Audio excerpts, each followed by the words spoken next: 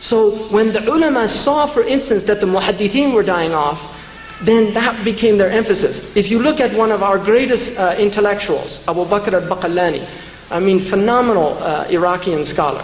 He initially was a faqih in the Maliki school. When he saw that the dominant fitan of his age were in kalam, in theology, he became a mutakallim. Despite the fact that theology is, of all the sciences, the least important in terms of, I won't say the least important, what I will say the least desired. I won't say least important, because it has its deep importance, but it's the least desired. Why? Because the ulama did not like kalam. If you read the early ulama, they did not like kalam. In fact, I think the reason they called it kalam is in an almost derogatory. It's like empty talk. But when the shubha is there has to be an alim who makes his rad. And rad al-shubuhat, which is to reply, to counter-argue the doubtful matters emerging into the understanding of the Muslims, that is an obligation on the ulama. And this is an age of shubuhat.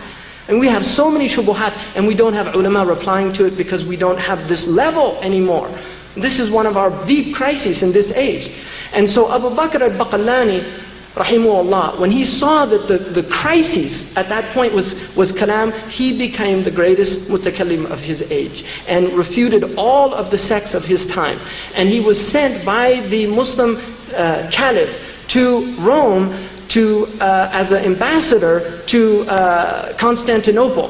When he entered into Constantinople, the emperor at that time, they were very arrogant. It was their tradition that they had to bow, just literally go into full ruku'ah to the emperor.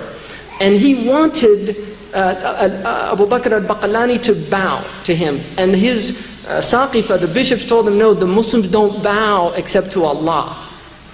And so he said, well, work out some way that will force him to bow. So what they did is, in order to get into his chamber, they put a small, narrow arch. And that would force him to come in to it bowed. You see, now Abu Bakr al-Baqillânî, and this is intellect, when he came to that chamber and he saw the king's throne behind it, he turned his back and came in backwards. You see, and this upset the ruler, but what can you do? I mean, you're going to force a man to... So when he got there, the bishops greeted him, and he greeted them back, and he said, how is your children and your wives? And the bishops looked at each other and they said, what are you asking about? Don't you know that we're natanazzahu an al-ahl wal-awlad?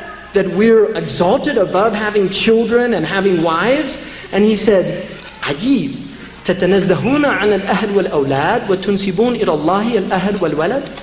You consider yourselves above wives and children, and yet you attribute to Allah subhanahu wa ta'ala a cohort and a child? You see, فَبُهِتَ الَّذِي كَفَرَ. This is the hujjah of Ibrahim. بُهِتَ الَّذِي كَفَرَ. He was amazed. Buhita. His intellect suddenly went into, what's shut down in computer language. What happens? Crash. You see, it crashes.